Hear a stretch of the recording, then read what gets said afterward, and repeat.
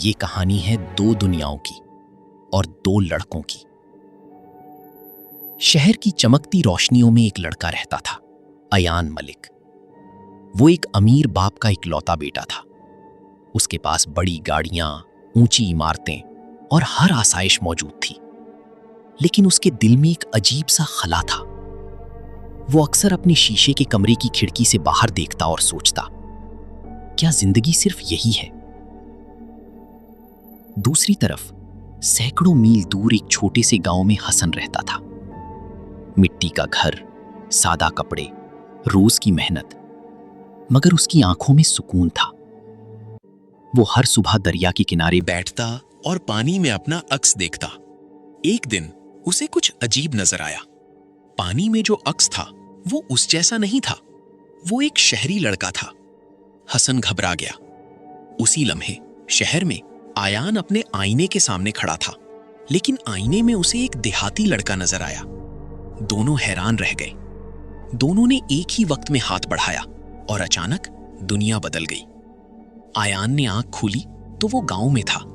मट्टी का घर, गर्म हवा, सादा लोग, और हसन शहर के एक शानदार कमरे में खड़ा था।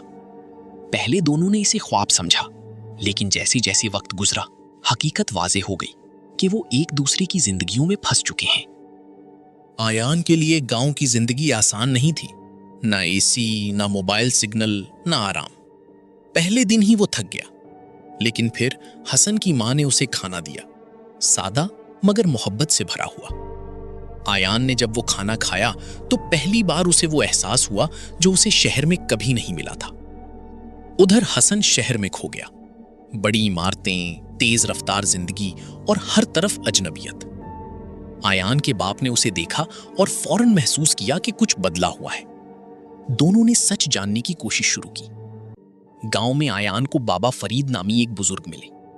उन्होंने बताया कि ये सब एक आजमाइश है, दिल की, नीयत की और सच की पहचान की।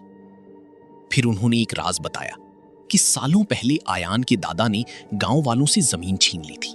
इधर शहर में हसन को भी एक पुरानी फाइल मिली जिसमें गांव की जमीन के कागजात और धोखे की पूरी कहानी दर्ज थी।